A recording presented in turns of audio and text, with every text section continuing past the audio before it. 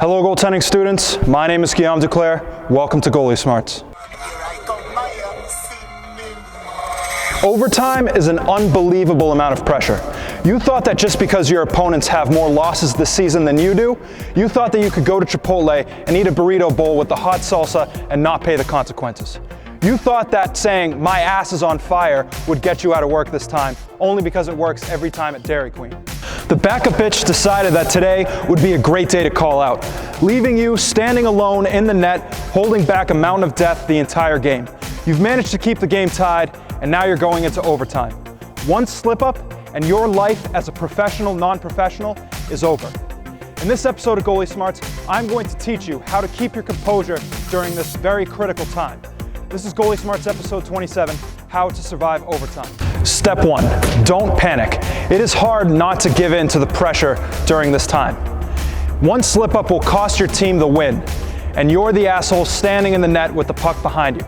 You can't hide behind other players on your shift because you have no shifts. In order to keep yourself calm, bring a large, expensive vape with you and rip fat clouds in between plays. You may still have the shits, but nothing will ease your stomach more than massive amounts of flavored air. Step 2, remember what your hockey coach told you. In case you needed a reminder, I am a fictional character doing comedy videos giving sarcastic advice.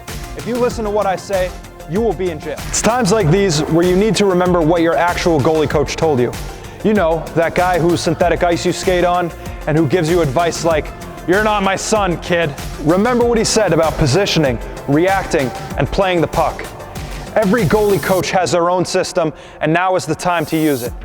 You already let your real dad down, so don't blow this chance. Step 3, pray that your team gets it together. You wanted nothing to do with church right up until now.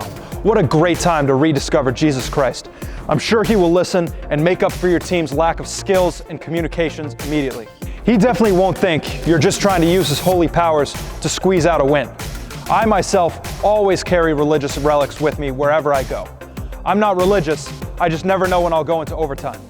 If your team does end up losing, however, try praying to Allah next time. Apologize for getting mono from that Tinder girl. And also apologize for smoking the devil's lettuce that one time at a frat party. While you're at it, you might as well tell him about that kid you killed and the time you burnt a cross in your friend's yard. It happens. I mean, the cat's out of the bag anyway. The only downside is, if you do lose, you'll never know if there's no God or if Jesus just wasn't listening because he thinks you deserve to lose, because clearly you're a shitty person. Thank you for watching the 11th weekly episode of Goalie Smarts with Guillaume Duclair.